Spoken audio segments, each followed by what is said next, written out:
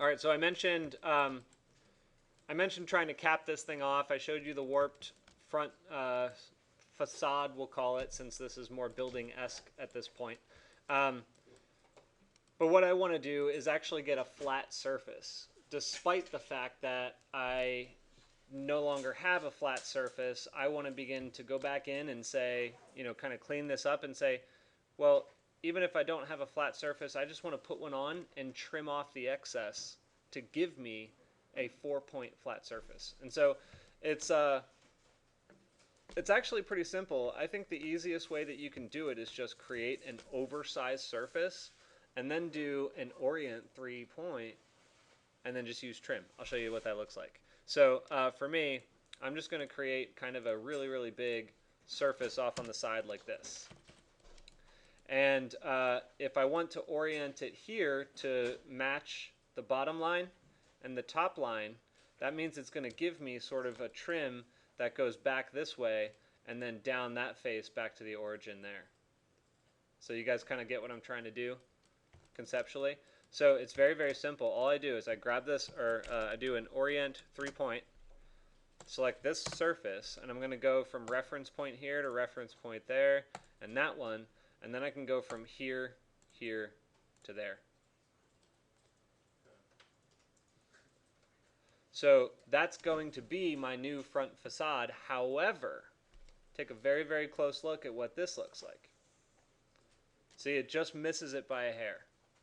So I'm very, very close, but if I tried to do trim, selected this surface as a cutting line, and tried to trim that off, it can't, because it's not intersecting the full surface. So we need to fix it. I just grab this surface. It's actually incredibly simple. I do a move command. I go from here to, say, the midpoint like that, and then I should be able to just trim that whole thing right off. So I can activate the trim command, select a cutting object as this, hit enter, and trim that surface and trim this surface. Additionally, I do the same thing with my new surface, and I select as a cutting object all of the outer surfaces. I'll select the bottom one anyway, as well, just to be sure. Hit enter and trim that off. Now I've got my flat edge.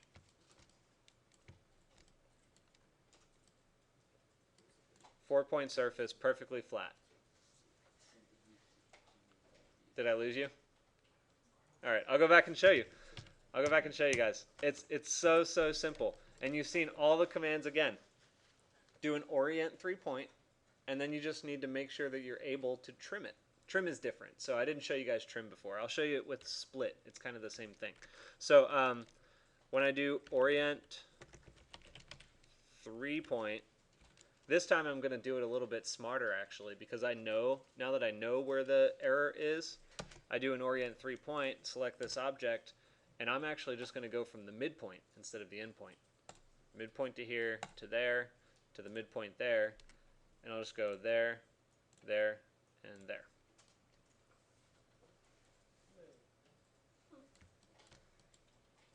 It's getting pretty cool, huh? Or intimidating, I'm not sure. One of the two. So then I can do split, because you guys are used to seeing split now. It's the same thing as trim, except trim will actually delete the excess. But if I do split, I can select this object and that object as what I want to split, and then use this as a cutting object, and it just kind of makes it two separate objects that I can then delete.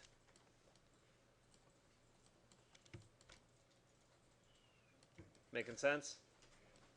So you can do the same thing using split. You can use all of your outer surfaces, including the bottom one, and split that one. Oh, it didn't want to split that. Why?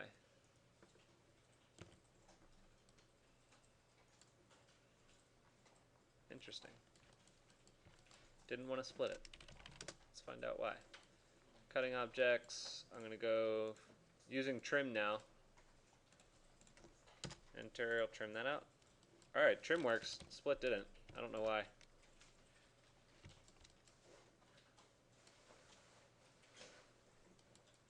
Anybody need to see it again? All right, I'll go much slower this time. So I'm trying to show you guys like rapid prototyping principles. So you can draw a surface in and then scale it up if you want, but I use orient 3-point and with a really big surface because when I set the original, point, and I say I want to map that surface into a straight plane from this point to that point to that point. And it just pops it right back up there so that I've got this giant plane that I can use to cut with. Then I split, and it says select the objects to split. So I could do a lot of it at once, but I'm just going to stick with these two awning pieces that are kind of jutting through. Hit enter. I'm going to use that plane that I just created as a cutting object and hit enter.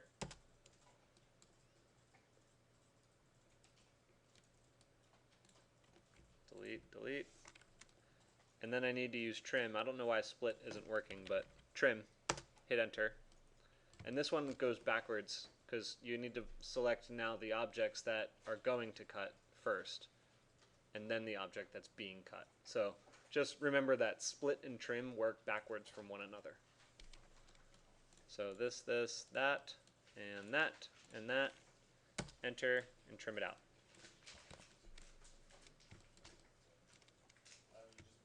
Okay, so I want you guys, trim, yeah. I want you guys to practice this one in precisely the same method that I just showed you. I want to kind of just play around with this real quick.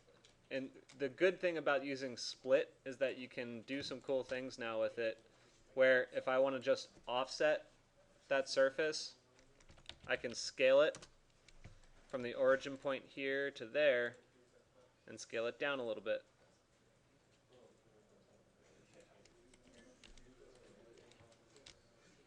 So now when I trim, I'm losing you guys, I can tell.